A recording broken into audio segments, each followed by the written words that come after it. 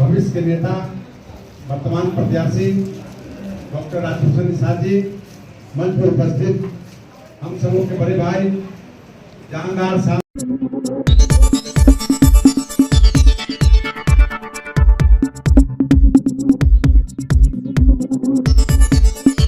Bharatiya Janata party के तमाम बड़े और कनिष्ठ पदाधिकारियों का मैं आभार व्यक्त करता हूं कि उन्होंने मुझ जैसे कार्यकर्ता को मुजफ्फरपुर लोकसभा का उम्मीदवार बनाया है। वर्तमान सांसद अजय निषाद को आपने बड़े भाई के तौर पे कहा है, क्या लग रहा है उनका प्यार समर्थन मिलेगा? निश्चित तौर पर देखिए, बड़े भाई हैं और हमारी पार्टी के 2 बार के सांसद रहे हैं, काफ़ी सम्मानित हैं और उनका प्यार जरूर मुझे मिलेगा, ऐसा मुझे पूर्ण विश्वास है। लगातार विरोधियों के द्वारा एक मुद्दा हावी हो रहा है कि बाहरी बनाम स्थानीय, कैसे इन मुद्दों को पार पाएंगे? देखिए, मुजफ्फरपुर की जो महान जनता है उनका दिल इतना बड़ा है कि इससे पहले भी बहुत सारे लोग बिहार से बाहर के चुनाव लड़ करके और जीते हैं।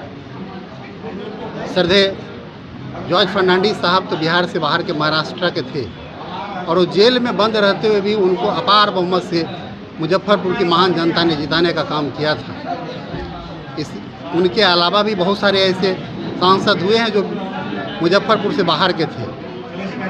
लेकिन मैं आपकी जानकारी के लिए बता देना चाहता हूं कि मुझे पिछली बार ये समस्या का सामना करना पड़ा था बाहरी भीतरी का, तो मैं यहाँ ज़मीन लेकर के मैं यहाँ का वोटर हूँ।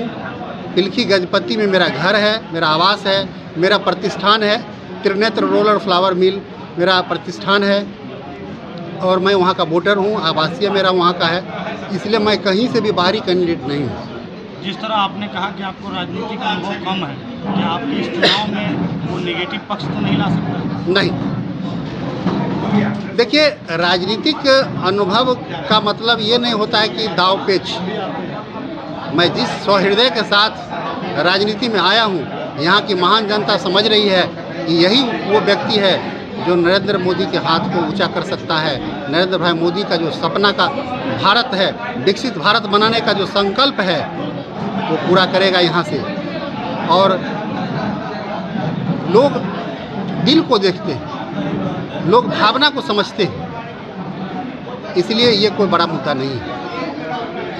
नमो हैट्रिक की बात चल रही है, क्या लग रहा है? निश्चित तौर पर जब तक हमारे यशस्वी प्रधानमंत्री चाहेंगे, भारत की महान जनता उनको प्रधानमंत्री के रूप में, प्रधान सेवक के रूप में स्वीकारती रहेगी। ऐसा उन्होंने कृत्य किया है, ऐसा उन्होंने काम करके दिखाया है। भारत का जो मान सम्मान उन्होंने विदेशों में और भारत में जो सुरक्षा का मामला हो या गरीब गुरबों के उत्थान के लिए अभी विश्वकर्मा योजना, प्रधानमंत्री विश्वकर्मा योजना से लेकर के समाज के हर वर्गों को जो ऊपर उठाने का जो उन्होंने संकल्प लिया है और भारत को 2047 में विकसित भारत बनाने का जो संकल्प लिया है, जब तक वो चाहेंगे भारत के प्रधानमंत्री बने रहेंगे। ये हैट्रिक की बात तो भूल जाइए, जब तक वो चाहेंगे प्रधानमंत्री बने रहेंगे, ऐसा भारत के महान जनता चाहती है। सवाल आपसे, मुजफ्फरपुर लोकसभा क्षेत्र में विकास का पैमाना आपके द्वारा कैसा रहेगा? किस प्रकार से विकास के पैमाना को आप देखेंगे? देखिए, मेरी प्राथमिकता, चूँकि मैं चिकित्सक हूँ और उतनी बड़ी प्रैक्टिस को छोड़ करके मैं राजनीति में आया हूँ, तो मेरी प्राथमिकता है कुछ नया और कुछ बड़ा करने का। मैं सिर्फ सांसद सरकार की योजना को ला करके क्रियान्वयन के लिए नहीं बनूंगा। मैं इस समाज में व्याप्त, मुजफ्फरपुर लोकसभा में व्याप्त हर समस्या में अपने लोगों के बीच दुख दर्द में रहूंगा और उसका निराकरण का उपाय करूंगा। क्या लग रहा है, जनता का अपार प्यार समर्थन मिलेगा?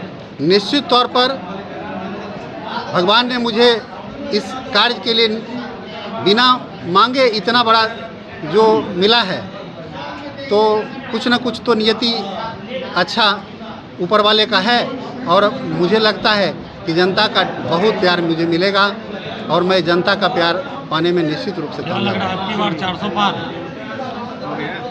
ये 400 पार का आंकड़ा 405 पार करेंगे हम लोग। और जनता जानती है कि जैसे चाय में जितनी चीनी दीजिएगा उतना मीठा होगा।